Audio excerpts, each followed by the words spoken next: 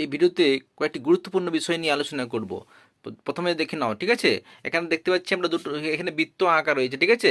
এখানে এখানে যে প্রথম ছবিটা রয়েছে, দুটো বৃত্ত পরস্পরকে স্পর্শ করেছে, মানে এখানে বহিঃস্পর্শ করেছে। কি করেছে না, দুটো বৃত্ত রয়েছে এখানে, এরা বহিঃস্পর্শ করেছে, মানে বহিঃস্থভাবে স্পর্শ করেছে, ঠিক আছে। বহিঃস্পর্শ করেছে, এখানে দুটি বৃত্ত বহিঃস্পর্শ করেছে। আর এখানে দেখতে পাচ্ছি আমরা অন্তঃস্পর্শ, এটাকে বলা হচ্ছে অন্তঃস্পর্শ।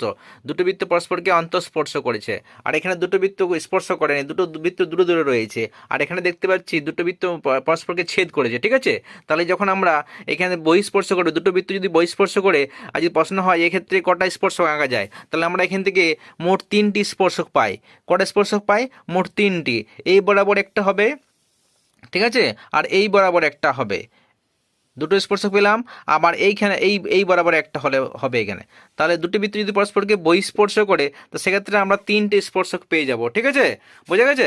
এরপর দেখতে পাচ্ছি আমরা এখানে এখানে রয়েছে দুটো বৃত্ত পরস্পরকে অন্তঃস্পর্শ করেছে। তাহলে অন্তঃস্পর্শ করলে সেক্ষেত্রে কেবলমাত্র আমরা একটাই স্পর্শক পাবো, একটা সাধারণ স্পর্শ পাবো, ঠিক আছে।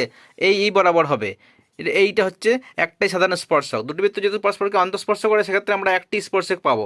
আর এইখানে দেখতে পাচ্ছি আমরা দুটি বৃত্ত কোনোভাবে স্পর্শ করেনি, এটা দূরে দূরে রয়েছে।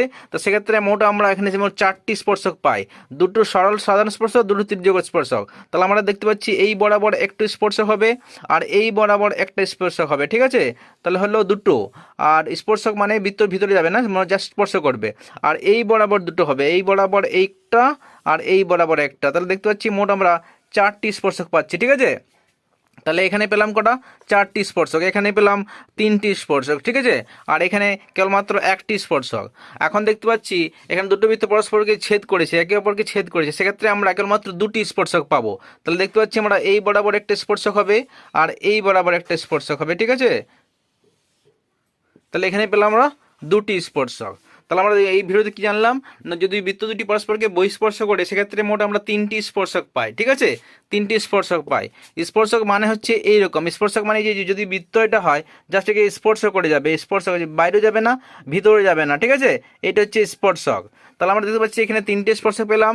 আর যদি অন্তঃস্পর্শ করলে, সেক্ষেত্রে আমরা একটি পাচ্ছি। আর যদি বৃত্ত দুটি পরস্পরকে যদি স্পর্শ না করে দূরে দূরে থাকে, তাহলে সেক্ষেত্রে 4টি স্পর্শক পাবো, 2টি সাধারণ আর 2টি তির্যক, ঠিক আছে। সরল সাধারণ আর 2টি তির্যক স্পর্শক। আর এক্ষেত্রে যদি বৃত্ত দুটি পরস্পরকে ছেদ করে, সেক্ষেত্রে আমরা কেবলমাত্র 2টি স্পর্শক পাবো। তাই এই ভিডিওটি খুবই গুরুত্বপূর্ণ একটি ভিডিও, ঠিক আছে।